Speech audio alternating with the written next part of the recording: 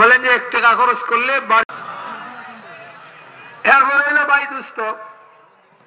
ঠিক এমনি ভাবে আল্লাহ রাস্তায় যদি কেউ বাইরে ইবাদত করে, তো বাড়িতে ইবাদত করে কেউ পারবো না। কিরকম?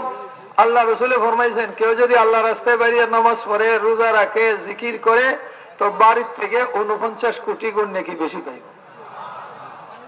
সাহাবী আইসা এই দেখেন এখানে কতগুলো দাঁড়িয়ে আছে, পিছনের মানুষের আমিও দেখি না, হেরো দেখেন। এই যে এখানে এই লোকগুলো দাঁড়াই দিয়েছে, এখানে পুরানো সাথী না, এই রাস্তাটা বন্ধ করলেই তো হয়। এটা দেখে ভিতরে ঢোকার কি দরকার? দূরে ঢোকার জায়গা আছে, বাইরে এখানে বন্ধ করেন। পুরানো সাথীরা উঠছে, এটা বন্ধ করে দেন। এখানে কেউ আসতে দিয়ে না, যাইতে দিয়ে না, বন্ধ করে দেন। আর ওনারা বসাই দেন। আর আপনারা এখানে কেন ধাক্কা ধাক্কি করতেছেন? বুঝি না ব্যাপারটা। ইনারা কেন যে ওনাদের জমাতের কাছে আইবার চেষ্টা করে? ভাই দোস্ত, মেহরবানি করে আপনারা যারা বলছেন, আপনারা কথা কইেন না। আর এগুলার তো মানবো না, মানার জিন্দগি তো নাই, তো মানবো কেমনে? সারা জিন্দগি আপনার নফসেরটা মাইনে আইছি, আল্লাহটা কে মানে? ভাই দোস্ত, সাহাবী আইলেন আল্লাহ রাসূলের দরবারে, আইসা বলেন, ইয়া রাসূলুল্লাহ, আমার দিলে যায়, আপনি আমার এমন একটা আমল শিখিয়ে দেন, যে আমল করলে যে আল্লাহ রাস্তায় যায় তার সমান সব পাইতে পারি।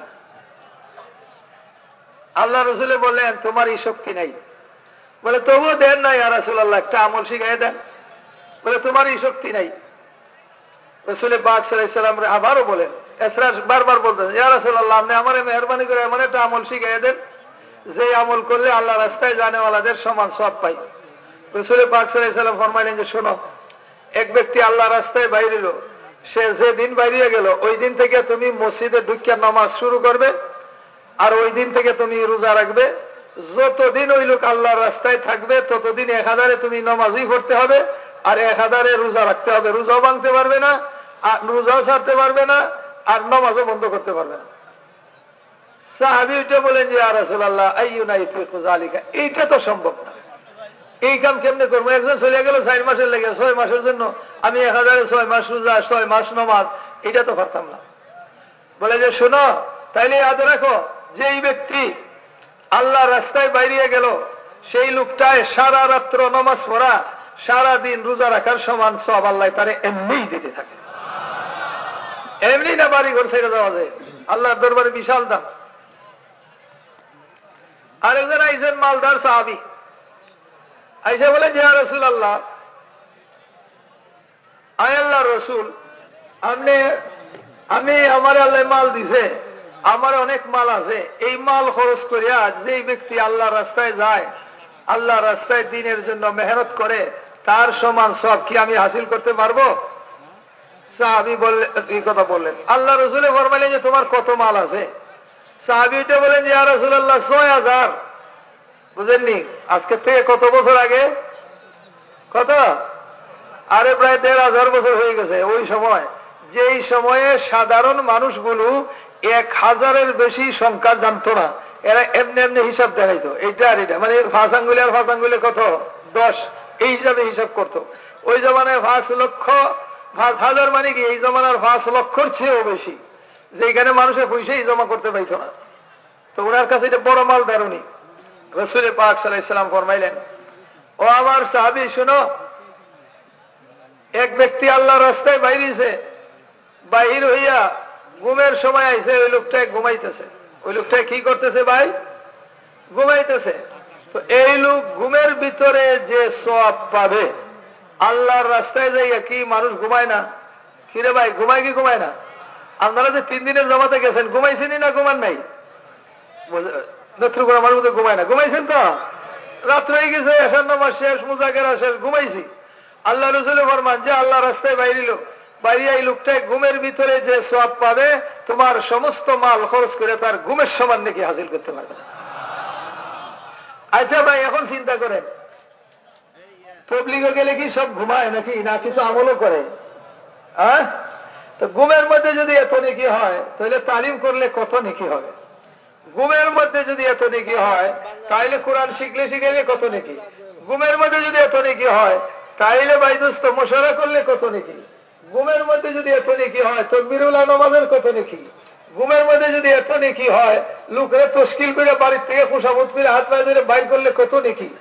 ঘুমের মধ্যে যদি এত নেকি হয়, তাহাজ্জুদ করলে কত নেকি, খেদমতে কত নেকি। ভাই দোস্ত, দুনিয়ার কম্পিউটার ফেল হবে, আল্লাহ রাস্তায় জানেওয়ালার সওয়াব হিসাব করে শেষ করতে পারবে না। এই জন্য আল্লাহ রাস্তায় বাইরে হওয়ার কোন বদল নাই। এই জন্য আল্লাহ রসুলের ফরমান আকাঙ্ক্ষা করেন যে আমার দিলে চায় আমি আল্লাহ রাস্তায় বাইরে হই, শহীদ হয়ে যাই, আবার চিন্তা হই, আবার আল্লাহ রাস্তায় যাইয়া শহীদ হই, আবার চিন্তা হই, আবার আল্লাহ রাস্তায় যাইয়া শহীদ হই। বলেন যে আবার আবার আল্লাহ রাস্তায় যাই, যাইয়া শহীদ হই, আবার চিন্তা হই। একে একে 7 বার বলছেন। কয়বার?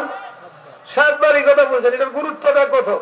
অন্য রেওয়ায়াতে আছে আল্লাহ রসুলের ফরমান যে আমার উম্মতের উপরে ফরজ হয়ে যাব, আল্লাহ রাস্তায় না বাইরে আর বেহেশতই যাইতে পারবো না, একবারে প্রত্যেকের উপরে ওয়াজিব হয়ে যাইব।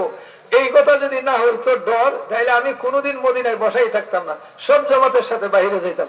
এই জন্য কোন সময় আল্লাহ রসুল গেছেন প্রায় 24 বার, বাকি সাহাবারা মদিনার বাইরে পাঠাইছেন। ভাইয়ার বুজুর্গ দোস্ত, আল্লাহ রাস্তায় কদম ওঠা এটা সাধারণ ব্যাপার না, বিশাল লাভের কাম। এই জন্য ভাই দোস্ত, আল্লাহ রাস্তায় বাইরে হইতে হইলে সবচেয়ে আগে যে জিনিস লাগবো, আমরা আল্লাহ রাস্তায় কেন বাইর হই, কেন, কামটা কি? আল্লাহ রাস্তায় বাইর হওয়ার উদ্দেশ্য হইল দোস্ত, আমরা আল্লাহরে রাজি করতে চাই। কি চাই রে ভাই? আল্লাহকে রাজি করা, অন্য কোনো উদ্দেশ্য নাই। অন্য কোনো উদ্দেশ্য হইলে সব শেষ।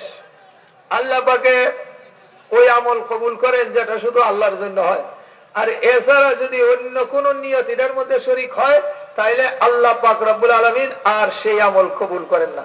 আল্লাহ আগনা শুরাকা আনিশ শিরক, আমি আমার কোনো প্রয়োজন নাই যে আমলের মধ্যে শরীক করা হয়।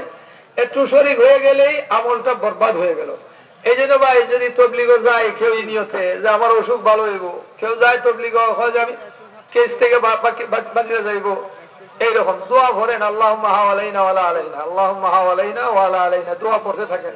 শেষ সময়ে যদি আল্লাহ পরীক্ষা দেয় তো করার তো কিছু নেই, বাকি আল্লাহুম্মা হাওয়ালাইনা ওয়ালা আলাইনা, আল্লাহুম্মা হাওয়ালাইনা ওয়ালা আলাইনা, আল্লাহুম্মা হাওয়ালাইনা ওয়ালা আলাইনা, আল্লাহুম্মা আলাল আকামে ওয়াল জিবালে ওয়া বুতুনিল আউদিয়া দোয়া পড়তে থাকেন। কারণ আল্লাহ পাকের মানসা যারা দৌড়দৌড়ি করে তো আর লাভ নাই, বসে গেছি আমরা। তো ভাইয়ের বুজুর্গ আর দোস্ত, এই জন্য 1 নম্বর কাম হইল আল্লাহর রাস্তায় বাইরে তুইব আল্লাহরে রাজি করার জন্য। কিসের জন্য রে ভাই? আল্লাহকে রাজি করার জন্য, অন্য কোনো নিয়ত নাই। এখন যেনারা আল্লাহর রাস্তায় বাইর হইলাম আমরা, আল্লাহ রাস্তায় বাইরে আমল করতে হইব। মানুষ মসজিদে যায়, নামাজ পড়লে আল্লাহ রাজি, মসজিদে গেলে গুনাহ মাফ হয়, মসজিদে গেলে এমনি ভাবে আল্লাহ পাকের পক্ষ থেকে পুরস্কার দেওয়া হয়। প্রত্যেক কদমে গুনাহ মাফ, প্রত্যেক কদমে একটা করে নেকি লেখা হয়, আর প্রত্যেক কদমে কদমে তার আজরও সওয়াব দেওয়া হয়। কিন্তু এটা কখন? যদি মসজিদে যাই নামাজ পড়ে। ঠিক এমনি ভাবে দোস্ত, আমরা যেনারা আল্লাহর রাস্তায় যাইব, আমরাও আল্লাহর রাস্তায় যাইয়া কাম করতে হবে। যখন আল্লাহ রাস্তায় কাম করি, তখন ভাই আর বুজুর্গ আর দোস্ত, আল্লাহ পাকের পক্ষ থেকে আজরও সওয়াব দেওয়া হয়। এই জন্য আল্লাহর রাস্তায় বাহির হইয়া আমাদের 4 কামে সময় লাগে। 1 নম্বর হইল দাওয়াতে আমরা সময় দিই, 1 নম্বর আমল হইল দাওয়াতে সময় লাগানো। 2 নম্বর কাম হইল দোস্ত আমাদের তালিমের মধ্যে সময় লাগবে। 3 নম্বর হইল নামাজের মধ্যে, জিকিরের মধ্যে, তেলাওয়াতের মধ্যে আর খেদমতের মধ্যে। আর ভাইয়ের বুজুর্গ দোস্ত,